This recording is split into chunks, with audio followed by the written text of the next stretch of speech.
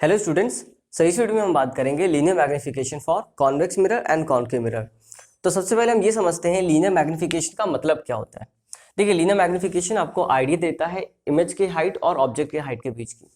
तो यहाँ पर अगर हम इसे डिफाइन करना चाहें, कैसे कर सकते हैं? लीनियर मैग्नीफिकेशन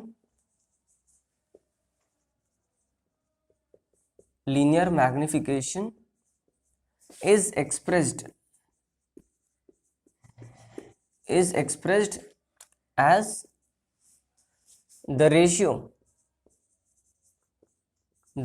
of क्या हो जाएगा? height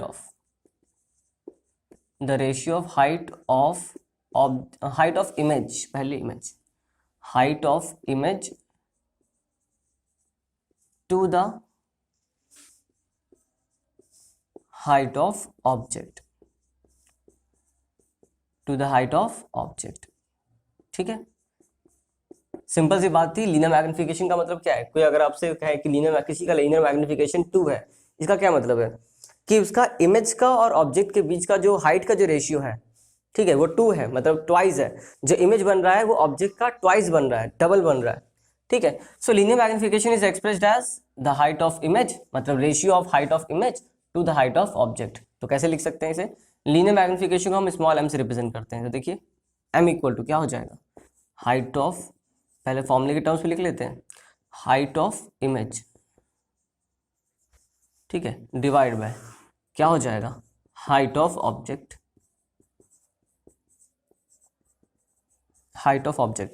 इसी को ऐसे भी लिख सकते हैं, m इक्वल टू क्या हो जाएगा? हाइट ऑफ इमेज को हम किसी सिंबल से रिप्रेजेंट कर लेते हैं। सपोज को हमने I से रिप्रेजेंट कर लिया, हाइट ऑफ ऑब्जेक्ट को हमने O से रिप्रेजेंट कर लिया, ठीक है। और भी तरीके होते हैं रिप्रेजेंट करने के, ठीक है। ये सिंपल रेशियो हो गया, ठीक है। इसको एक और तरीके से रिप्रेजेंट कर सकते हैं, तो यहाँ पे लिख लेते हैं, इट कैन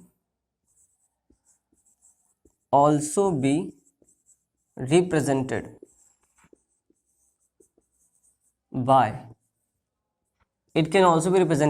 देखिए m एक तो रेशियो होता है I अपॉन O का, मतलब इमेज का हाइट और ऑब्जेक्ट का हाइट, और इसी रेशियो को हम लिख सकते हैं माइनस v अपॉन u, ये इसके भी इक्वल होता है, ठीक है। और ये सेम फॉर्मूला कॉन्वेक्स और कॉनकेव दोनों मिरर के लिए वैलिड होता है।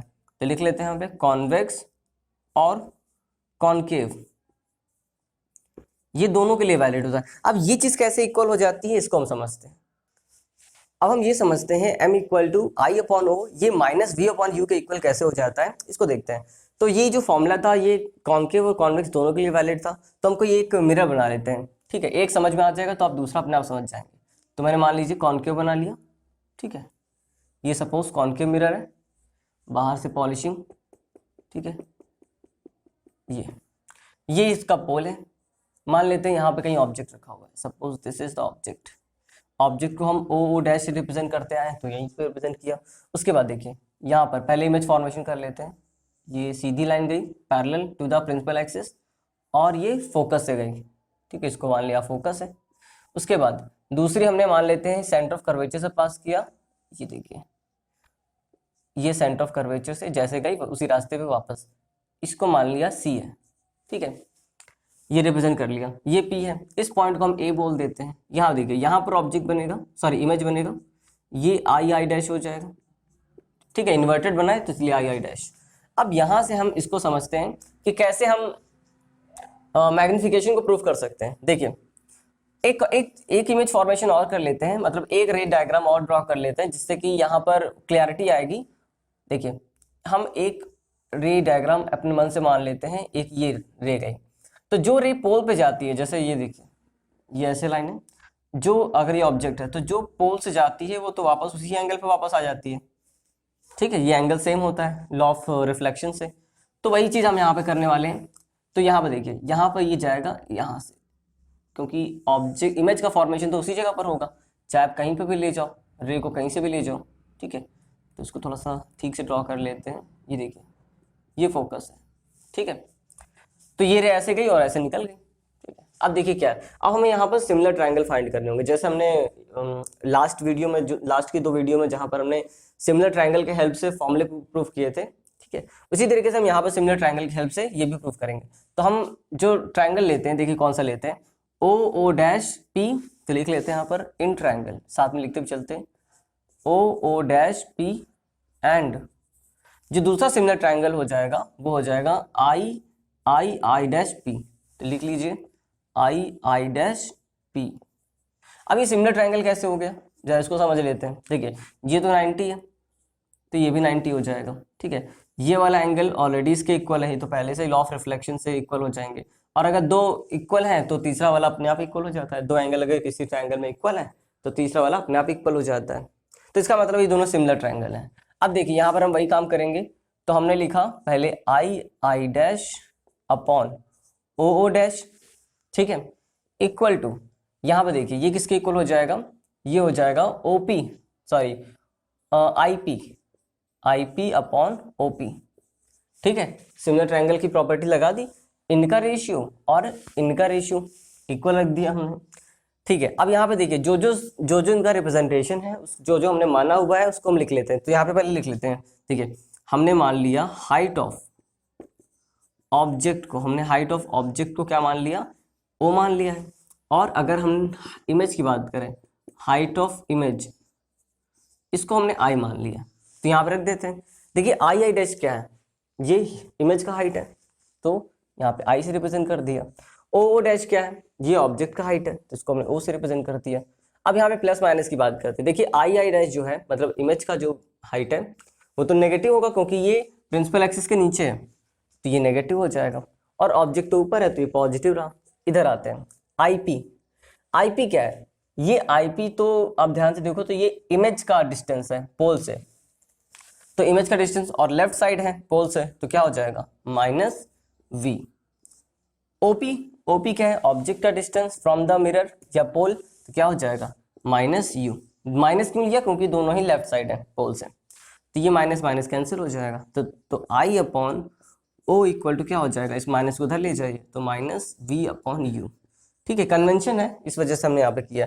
और इसी को हम क्या बोल रहे हैं, ये तो हमने मैग्निफिकेशन के इक्वल लिखा है, तो यहाँ पे देखिए m इक्वल टू क्या हो जाएगा आई अपॉन ओ, और ये इक्वल हो जाएगा माइनस वी अपॉन यू, क्योंकि हम आई अपॉन ओ को m बोल रहे हैं और ये वैल्यू किसके इक्वल है, इसके इक्वल है। तो देखिए यहाँ से ये प्रूफ हो जाता है, ठीक है। और ये यही ऐसा ही आप जब कॉन्वेक्स मिरर के केस में करोगे तो सेम आ जाएगा, ठीक है। अब हम देखते हैं कुछ facts related to linear magnification. अब हम यहाँ पर देखते हैं कुछ notes regarding to the linear magnification. देखिए फर्स्ट पॉइंट, अगर नेगेटिव साइन आता है, negative sign of M, negative sign of M, मतलब अगर मैग्निफिकेशन की वैल्यू नेगेटिव है, इसका क्या मतलब है, ये सिग्निफाई करती है that image is real and inverted. या इसका उल्टा समझे, अगर इमेज रियल और इन्वर्टेड है तो उसका जो मैग्निफिकेशन आएगा वो कैसा आएगा, नेगेटिव आएगा, ठीक है। ये न्यूमेरिकल में आपको बहुत हेल्प करेगा।